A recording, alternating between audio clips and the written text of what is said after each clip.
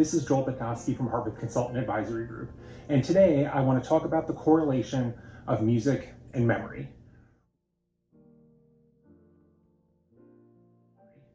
Recently, 60 Minutes featured a story on Tony Bennett and his final 2 shows at Radio City Music Hall, along with Lady Gaga.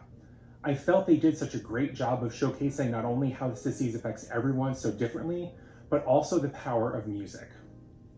The link to the interview with Anderson Cooper and Tony Bennett is at the end of this video if you would like to watch it in its entirety, for which I would urge you to do so. But let's just break down a few things real quick. Tony Bennett revealed his diagnosis of Alzheimer's disease this past year, although he was diagnosed in 2017. He is currently 95 years old and is living independently with his wife in New York City. She's his full-time caregiver. He's been making music for the better part of the last 70 years. There are not many people that you can say that about. As you know, Alzheimer's disease is one of the most common forms of dementia, which is a degenerative brain disease, and it's characterized by the presence of plaques and tangles in the brain. It is typically a gentle decline, as I usually liken it to a downward slope. The hippocampus is the part of the brain that is the control center for our memories. When we talk about music and its relation to the brain, there are many different areas that are stimulated, like the auditory cortex and the primary motor cortex and the frontal lobe, which is responsible for movement, and a few others.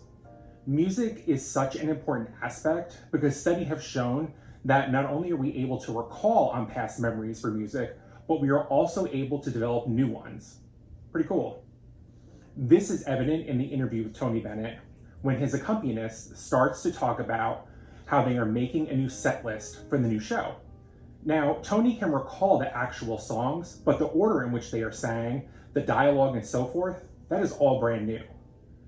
Throughout the interview, we see Lady Gaga, who is one of Tony's longtime friends and collaborators, discuss her interactions with Tony and how when she appeared on stage, it was the first time that he had said her name in a long time, and how she would simplify her questions to help Tony be able to answer them easier. These are all the foundations of how to effectively communicate with someone who has dementia, and it was so powerful to watch. Now, music is not only important to people with memory impairment, but also individuals who had suffered from a stroke, especially left-sided deficits. When the speech center of the brain is affected on the left side, these individuals are encouraged to sing because singing has its roots on the right side of the brain. One of the most recognized examples in more recent years is Gabrielle Giffords, who after suffering 2 gunshots to the speech region of her brain, and how she utilizes this process to be able to slowly gain her ability to speak again. Now, everyone is different and everyone responds to music differently. Personally, even though I live in Nashville, I am not a fan of country music. But yet, if you were to play Backstreet Boys, 98 Degrees, Wilson Phillips, or my beloved New Kids on the Block, tickets are on sale for their 2020 mixtape tour right now, I would perk up and respond positively, and more than likely, if I am able, sing right along. But if you were to play Garth Brooks or Blake Shelton, I would have zero clue and probably not engage.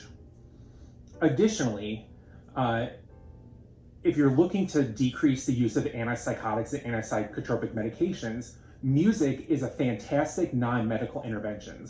One of the best programs out there is the Music and Memory program. This is where you have an individual with a memory impairment and you make a dedicated playlist specific to their likes. You can put the playlist on any MP3 player with headphones and then utilize the music playlist at times when the individual may start to exhibit behaviors. As an example, when I worked in adult day services, we were launching the Music and Memory program, and we had identified several individuals who we thought would benefit from it. We had one participant that would start getting agitated in the afternoon when the buses started to arrive.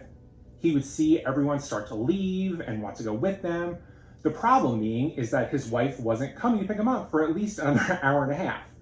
So 15 minutes before the buses started to arrive, we would give him his MP3 player, turn on his playlist, put on the headphones, and he would sing along to the music. I specifically remember that he loved the Eagles. and we did not have the behaviors that we had before.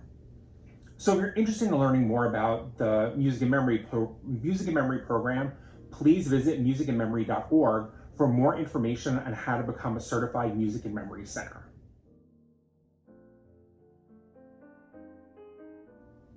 I could go on and on about different examples or different ways to utilize music, but alas, I am sure most of you would hit that little red X in the upper right-hand corner of your screen before the time's over.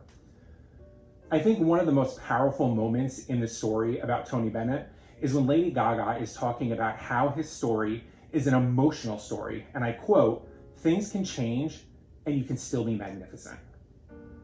So folks, there you have it. If you haven't already done so, please do me a solid and hit the subscribe and the like buttons below. And if you're in the sharing mood, feel free to share with others. Also, don't forget to follow us on our socials, Facebook, Instagram, LinkedIn. There's great content on there. Thank you so much for taking the time to watch. And if you feel like this is something you would like to explore or implement in your organization, please feel free to contact us at harpconag.com/contact. Thank you guys so much for watching.